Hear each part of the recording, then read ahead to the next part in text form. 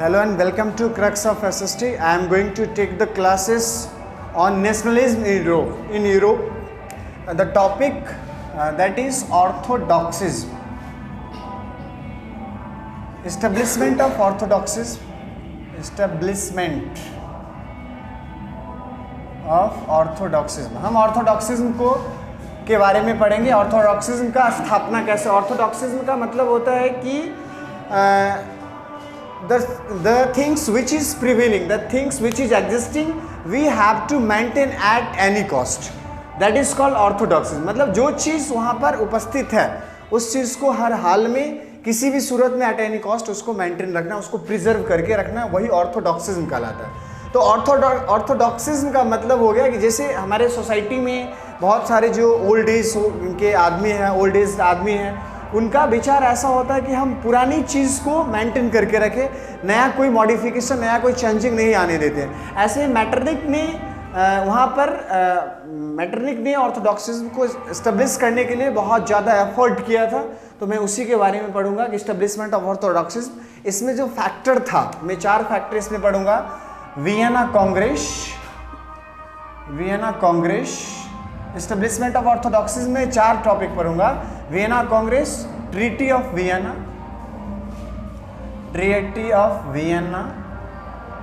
इसके बाद हम पढ़ेंगे यूरोपियन कंसर्ट,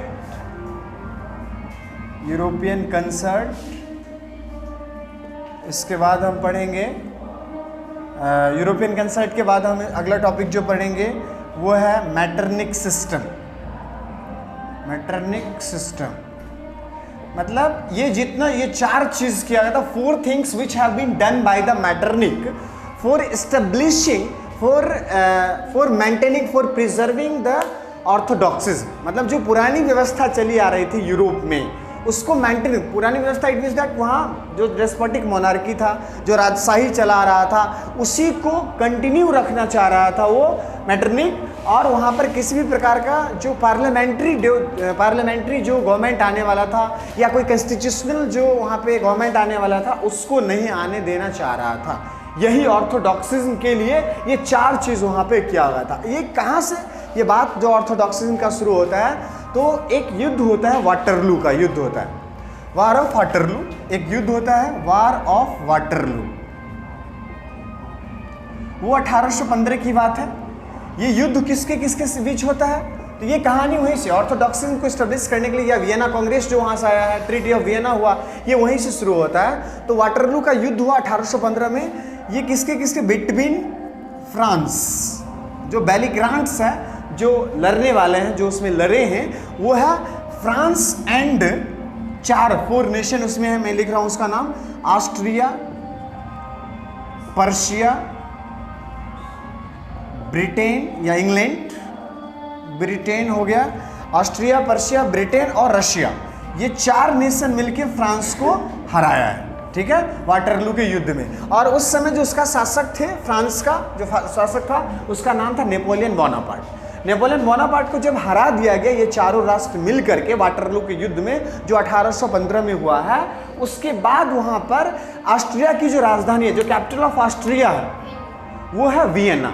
नहीं, तो वो वियना जो ऑस्ट्रिया की कैपिटल है, उस वियना में ये 4 राष्ट्र मिलकर के, Austria, Persia, Britain and Russia, 4 nation, after defeating in the war of Waterloo, after defeating the France in the war of Waterloo, after that all 4 nation, Austria, Persia, Britain and Russia gathered in the capital of Austria. Austria का जो capital है उसमें वो gather हुए, assemble हुए, for deciding the blueprint, for deciding the norms मतलब किस हिसाब से फ्रांस को एक्ट करना, क्योंकि अब हरा दिया गया है. इसीलिए वो जो कांग्रेस का जो शब्द आता है ना, कांग्रेस, जो यहाँ पे शब्द लिखा वियना तो समझ में आ गया होगा. वियना क्या, तो ऑस्ट्रिया की जो राजधानी है वियना, वहाँ से आया.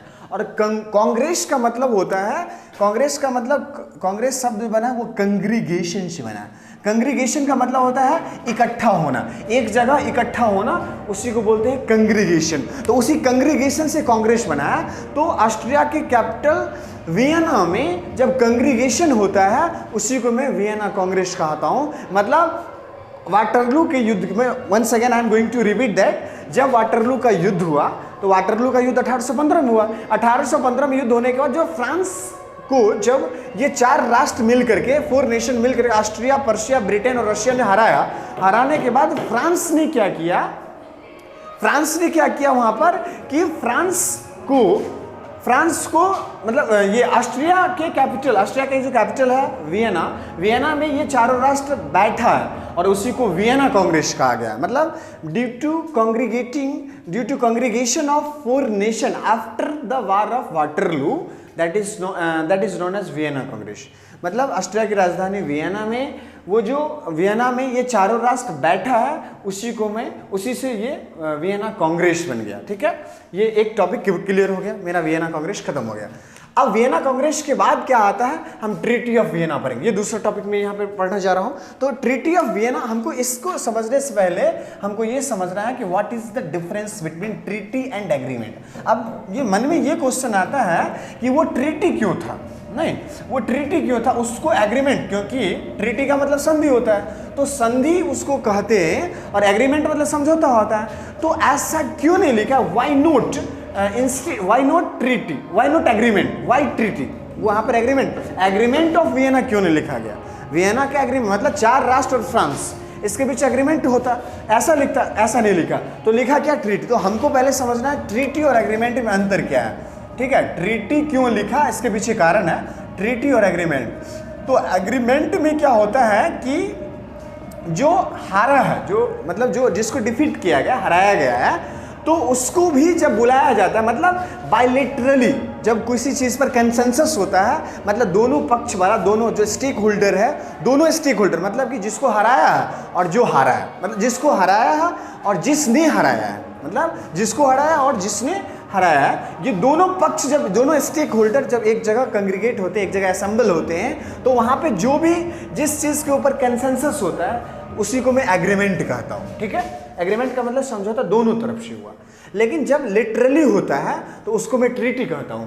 तो मतलब how I will treat with you, इसको बोलते हैं how I will treat with you, that is treaty, treat with you मतलब लिटरली का मतलब क्या कि फ्रांस, ये ट्रीटी जो वियना का हुआ, ये एग्रीमेंट नहीं हुआ क्योंकि फ्रांस को बुलाया नहीं कि क्या होगा कैसे होगा। ये सिर्फ 4 राष्ट्र, मतलब जो हराया वाटरलू के युद्ध में, किसने हराया था, ऑस्ट्रिया हराया, पर्शिया हराया, इंग्लैंड हराया और रशिया हराया। ये चारों राष्ट्र मिल करके, 4 नेशन मिल करके अपने मन से एक ब्लूप्रिंट तैयार कर लिया कि फ्रांस को ऐसे ऐसे करना, उसको बिना बुलाए हुए, बिना कुछ कहे हुए कर, इसीलिए वो एक ट्रीटी कहलाता, वो एग्रीमेंट नहीं कहलाता। एग्रीमेंट तब होता जब फ्रांस को भी बुलाया जाता, फिर बैठ के वहाँ मीटिंग होता, फिर जो नॉर्म्स डिसाइड किया जाता, जो भी कुछ बताया जाता, उसको तब हम एग्रीमेंट कहते हैं, एग्रीमेंट ऑफ वियना कहते हैं। ठीक है, तो ये ट्रीटी ऑफ वियना हुआ, मतलब ऑस्ट्रिया की राजधानी में ये ऐसा हो रहा था, इसलिए ट्रीटी ऑफ वियना हो गया, कोई दिक्कत नहीं है यहाँ पर।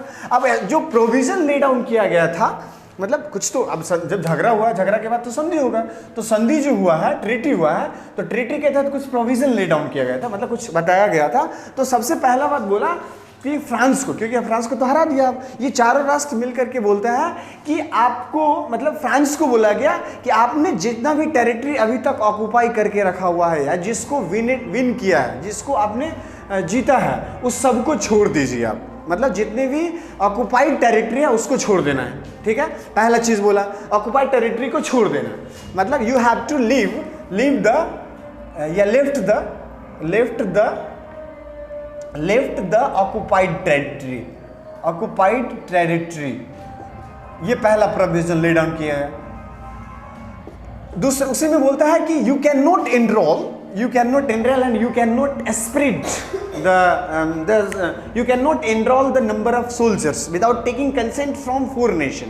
ये चारों राष्ट्र से बिना कंसेंट लिए हुए हम सैनिक का एनरोलमेंट नहीं कर सकते, मतलब फ्रांस को बोला कि आप सैनिक का एनरोलमेंट नहीं कर सकते, मतलब सैनिक की संख्या को नहीं बढ़ा सकते, ऐसा बोल दिया वो। दूसरा प्रोविजन है कि you can not enroll the number of soldiers without taking consent from Austria, मतलब from 4 nation, Austria, Russia, Persia and England. इस चारों राष्ट्र से बिना सूचना लिए हुए, बिना कंसेंट सहमति लिए हुए हम नंबर ऑफ सोल्जर्स को एनरोल नहीं कर सकते, ये बोल दिया।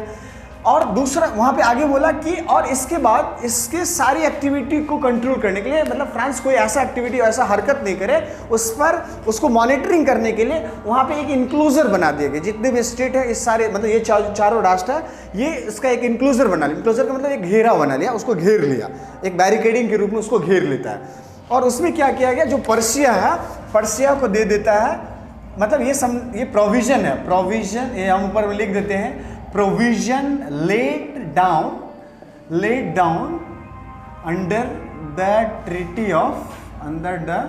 treaty of Vienna। नहीं, वियना की जो संधि हुई उस संधि के तहत जो प्रोविजन लेड डाउन, पहला ये। दूसरा चीज, पर्शिया को जो फ्रांस का जो ईस्टर्न साइड है, नहीं फ्रांस का जो वेस्टर्न साइड है वो दे दिया, वेस्टर्न साइड दे दिया, ठीक है।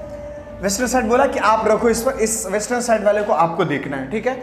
इसके बाद लोम्बार्डी वेनेशिया, लोम्बार्डी और वेनेशिया, लोम्बार्डी एंड वेनेशिया जो जगह था उस लोम्बार्डी वेनेशिया को ऑस्ट्रिया के कब्जे में दे दिया, नहीं ऑस्ट्रिया को दे दिया।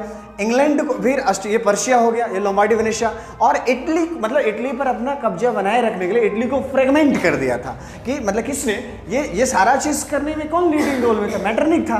तो मैटरनिक ने क्या किया, मैटरनिक ने उसको क्या किया कि वो लोम्बार्डी वेनेशिया जो है ऑस्ट्रिया को दे दिया। इसके बाद क्या होता है कि जो मतलब सिसिली, एक आता है सिसिली एंड नेपल्स, सिसिली और नेपल्स जो है वो दे दिया है स्पेन, मतलब वो जो एक बर्बन डायनेस्टी है वहाँ पर, बर्बन डायनेस्टी का एक राजा था, उसका नाम था फर्डिनेंड। बर्बन डायनेस्टी का जो किंग था उसका राजा था फर्डिनेंड, ठीक है, फर्डिनेंड, उसी को दे देता है लेकर के।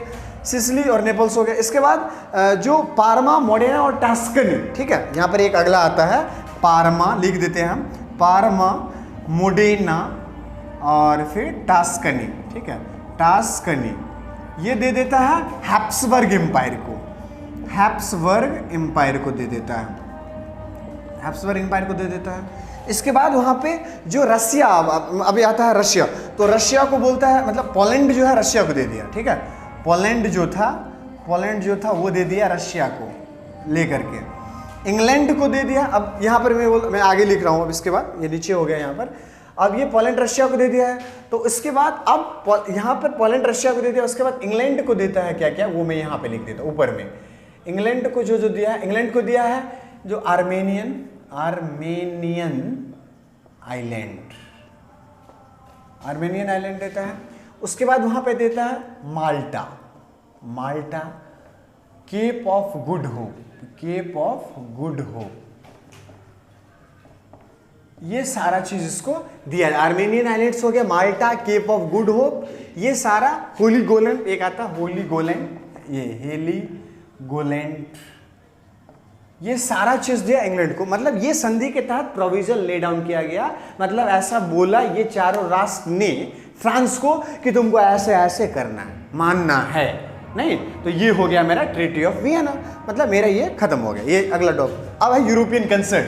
तो यूरोपियन कंसर्ट हम पढ़ते हैं, तो यूरोपियन कंसर्ट में क्या कहा गया कि एक होली यूनियन, मतलब यूरोपियन कंसर्ट का मतलब हो गया कि यूरोप में दो ग्रुप बना था, ठीक है, दो यूनियन बना था। उस यूनियन का क्या नाम था, हम इसको पढ़ने के लिए अभी जा रहे हैं।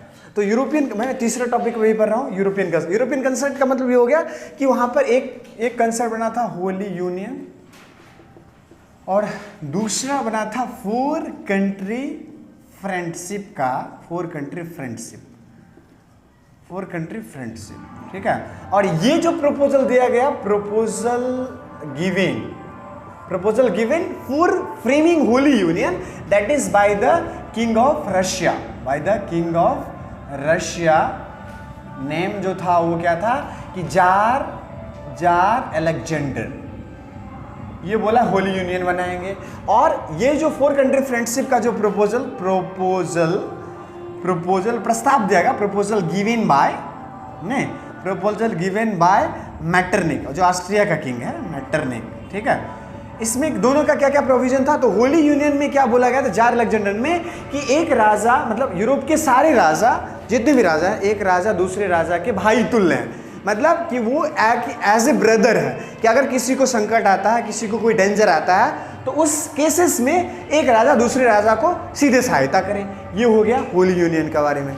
और उसके बाद फिर जो प्रपोजल 4 कंट्री फ्रेंडशिप का दिया गया, वो ऑस्ट्रिया का जो राजा था, ऑस्ट्रिया का जो किंग था, वो मैटरनिक था। मैटरनिक ने बोला है कि टाइम टू टाइम, मतलब after a short interval of time या time to time, we have to maintain the peace, we have to maintain the peace by assembling all the kings of the Europe के जितने भी राजा हैं वो एक जगह assemble होकर के हम क्या करेंगे, जो शांति, जो पीस है उसको मैं मेंटेन रखूंगा, हम उसको प्रिजर्व, मैं मतलब शांति बना हुआ रहे पूरे यूरोप में, इसके लिए सारे राजा एक जगह इकट्ठा हों, ठीक है। और इकट्ठा होकर के वो टाइम टू टाइम क्या करेंगे, हम सम्मेलन करेंगे, कॉन्फ्रेंस बुलाएंगे, हम एक जगह असेंबल होंगे और असेंबल होने के बाद जो है सो हम शांति व्यवस्था को बनाए रखें। यूरोप में शांति व्यवस्था का मतलब क्या, कि जो मोनार्की चल रहा था, जो राजशाही है, वो कंटिन्यू रहना चाहिए। ये हो गया, यही दोनों इसका यूरोपियन कंसेप्ट में आता है। अब है Metternich system, the system which have been established by the Metternich, that is known as Metternich system. नहीं, जो सिस्टम मैटरनिक ने स्थापित किया उसी को मतलब हम क्या कहते हैं, मैटरनिक सिस्टम। मैटरनिक ने क्या किया था, 1815 से लेकर 1848 तक का जो सिस्टम ये किया, उसी को मैं मैटरनिक सिस्टम कहता हूँ, ठीक है, मैटरनिक सिस्टम कहता हूँ। तो मैटरनिक सिस्टम में मैटरनिक का अपना मोटो था, मतलब उसका स्लोगन एक दिया हुआ था कि govern and no changing should takes place, मतलब शासन करो और कोई परिवर्तन नहीं होने दो। शासन करो मतलब शासन करो, govern and no modification, no transportation, no changing should takes place, कोई परिवर्तन नहीं होना चाहिए। शासन मतलब जैसे है वैसे शासन चले, ये मैटरनिक का स्लोगन दिया हुआ था, शासन करना है लेकिन परिवर्तन नहीं होने देना है। और ये 1815 मतलब जब नेपोलियन युग खत्म होता है और उसके बाद से मैटरनिक युग शुरू होता है, मतलब देयर इज एंडिंग ऑफ, मतलब after the war of Waterloo there is a starting of the Metternich system, but there is a ending of Napoleon era of Napoleon खत्म हुआ 1815 में, और 1815 से एरा ऑफ मैटरनिक शुरू हो गया। और वो चला कब तक, 1848 तक। इसने मैटरनिक ने क्या किया कि जो संसदीय रूप, जो पार्लियामेंट्री फॉर्म होगा या कॉन्स्टिट्यूशनल जो मोनार्की आएगा, उसके लिए वहाँ पे लोग जो भी बोल रहे थे या किसी भी प्रकार की कोई बात, कोई आदमी जैसे कि कोई ड्रामे के माध्यम से या कोई गीत के माध्यम से या कोई बुक में, कहीं पर भी कोई आदमी, if anyone wants to express the spirit of emancipation, spirit of emancipation का मतलब होता है कि कोई एक भावना चाहिए, anyone wants to express the spirit of emancipation, मतलब मुक्ति की भावना कोई अगर व्यक्त करना चाहता है कि किसके माध्यम से, अब उसमें चाहे न्यूज़पेपर हो सकता है या कोई ड्रामे के माध्यम से या कोई गीत के माध्यम से, उस सब पर सेंसरशिप लगा दिया। और स्पेसिफिकली क्या किया कि जितने भी वहाँ पे स्पाइस थे, उस स्पाई के ऊपर क्या किया, मतलब जितने भी वहाँ पे सिटीजन था, नागरिक था, उसके ऊपर स्पाई को मतलब नियुक्त कर दिया, अपॉइंट कर दिया मॉनिटरिंग करने के लिए कि वो जो एक्टिविटी कर रहा है उसके लिए। नहीं तो ये मैटरनिक ने ये सारा चीज़ किया था और यही मैटरनिक सिस्टम था। मैटरनिक ने क्या किया कि ऑटमोस्ट वो क्रूएल्टी अपनाया, क्योंकि ये सबसे बड़ा रिएक्शनिस्ट था। रिएक्शनिस्ट का मतलब क्या कि हर एक चीज़ के विरुद्ध क्या होता है, हर एक चीज़ के विरुद्ध मतलब रिएक्शनिस्ट का मतलब हर एक पर रिएक्ट करना इट मीन्स दैट कि वो पुरानी व्यवस्था बने हुए रहे, मतलब निगेटिवली रिस्पॉन्स करना, उसको रिएक्ट करना बोलते हैं। नहीं तो रिएक्ट करने, ये रिएक्शनिस्ट था। ये मैटरनिक ने इस प्रकार का सिस्टम वहाँ पे स्थापित किया था। नहीं तो ये हो गया मेरा मैटरनिक सिस्टम, ठीक है। और ये मैं इस क्लास को यहीं पे रैप अप कर रहा हूँ, मैं इसको वाइंड अप कर रहा हूँ इस क्लास को यहीं पे।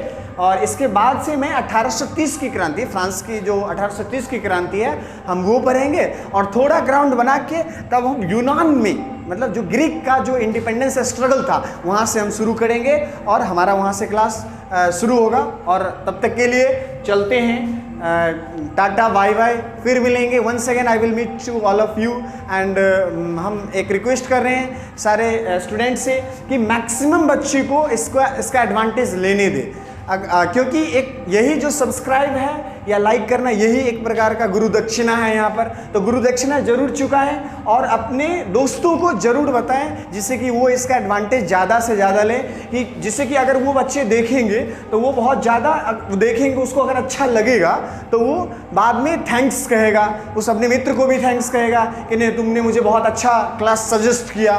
इसीलिए मैं ये कह रहा हूँ कि मैक्सिमम बच्चे को शेयर करना है और जिससे और सब्सक्राइब करवाना है, जिससे कि मैक्सिमम बच्चे को इसका एडवांटेज मिले। ठीक है, पढ़ाई का जो तरीका है, मतलब जो स्टडी के रूप में जो मैं पढ़ा रहा हूँ जिस तरीके से, क्योंकि एक प्रकार का एक मिथ बना हुआ है हम लोग के सोसाइटी में कि हिस्ट्री और ज्योग्राफी बड़ी बेवफा, रात भर पढ़ के याद किया दिन में शफा, ऐसे करके। क्योंकि ऐसा कहा जाता है कि हिस्ट्री जो एसएसटी सब्जेक्ट है वो एक इंसिपिड सब्जेक्ट है, मतलब नीरस सब्जेक्ट है, वो बिल्कुल नीरस सब्जेक्ट है और मतलब उसमें मतलब कोई रस ही नहीं, ऐसा है। तो हम क्या करते हैं कि हम वो जो मिथ है ना, मिथ को हम तोड़ने की कोशिश करते हैं कि हिस्ट्री जो या एसएसटी जो है वो एक मतलब बहुत ज़्यादा वो इंटरेस्टिंग सब्जेक्ट बन जाए। ठीक है, तो चलते हैं। ओके, बेस्ट ऑफ लक, अच्छे से पढ़ते रहिए, मन लगा के पढ़िए, कुछ अच्छा करिए, कर दिखाओ कुछ ऐसा कि दुनिया करना चाहे आपके जैसा, ऐसा करें। ओके, चलते हैं, बाय बाय।